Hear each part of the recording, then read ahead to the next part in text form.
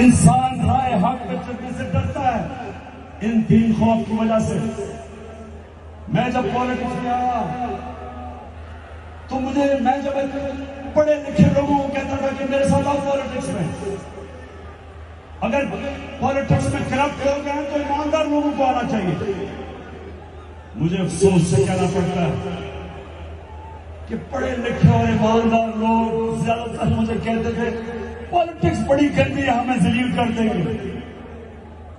मैं आज भी लोगों को कहता हूं, ये जो मेरे घटिया मुखालिफ 26 साल से मेरे किरदार खुशी कर रहे हैं, 26 साल से मेरे ऊपर इन्होंने हर किस्म का किताबें मेरे ऊपर गंदी लिखवाई, हर किस्म के मेरे ऊपर इन्होंने बदनाम करने की कोशिश की। लेकिन अल्लाह की शान देखो, आज अब किस तादाद में आए हुए हैं और मेरी हौसला अफजाई कर रहे हैं।